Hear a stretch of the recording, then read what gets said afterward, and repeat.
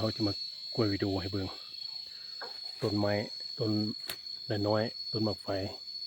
ต้นน้อยแต่เป็นหมากแล้วนี่ลำเท่านี้ประมาณแค่ตัวนี้น้อยสักนี้แต่เป็นหมากเพราะว่าพืชมันอายุหลายปีมันก็เลยเป็นหมากจับที่เทิงลุ่มน้อยสัมประมาณดีมือคนลำต้นเป็นหมากไฟขาวแซ่บหวานดีสีมือหน่อยนึงละมาซีมืออีกดู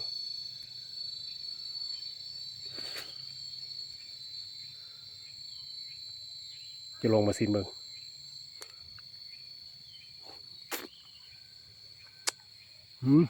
แซ่บหวานดี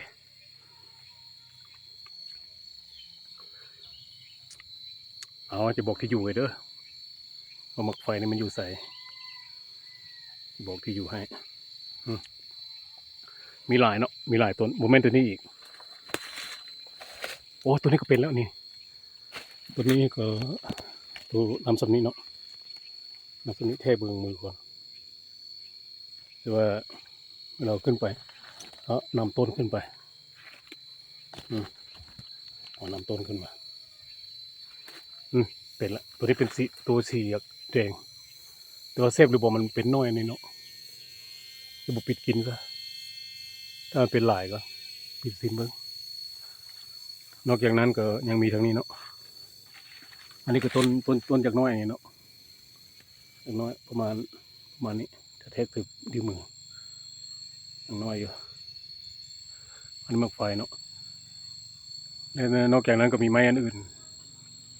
เป็นต้นดอกบานออกมันทูแนวมันทูนี่เนาะมันทูตัวนี้ต้นดอกบานในตัวนั้นจะเป็นต้นลำไยนะเปียวลำไยเนาะก็หลายแนวเนาะมีหลายแนวแต่ว่าถ่ายเฉพาะสำนี้ก่อนถ่ายเฉพาะสำนี้ให้เบิ่งก่อนเนาะโอ้คักหลาย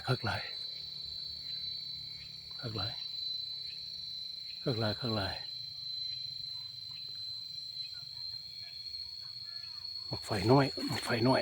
มันหมากไฟใหญ่แต่ว่ามันต้นมันน้อยเลื่อนต้นหมากไฟน้อยมันอายุหลายปีเนาะอายุหลายปีต้นน้อยมันก็ต้นน้อยสามปีมือนี่ใหญ่กว่าสามไข่เป็ดใส่ไข่เป็ดไข่ไก่เนี่ยใส่ไข่เป็ดใหญ่ตัวซ้ำนี้ประมาณสามไข่ไก่ใหญ่ลำต้นนี่เป็นหมากโอ้คักอะไร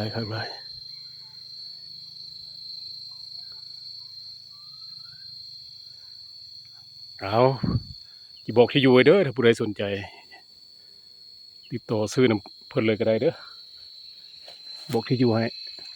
บอกที่อยู่เบอร์ติดต่อให้พร้อมมันอยู่ใส่ไปปลูกกินหมากพร้อมเลยเนาะแต่นำไปปลูกเลยนะคักหลายเอาคักหลายเอาซ้ำนี้ก่อนเด้อวิดีโอนี้เอาซ้ำนี้ก่อนจบนี่นะเพราะว่าบางทีถ่ายไว้มีผู้สนใจเนาะผู้มีเงินหลายหรือว่าผู้มีเงินน้อยอะไรก็ตามหรือผู้สนใจที่ว่าอยากไปปลูกแล้วกินหมากพร้อมนะเนาะเอาจบเด้อ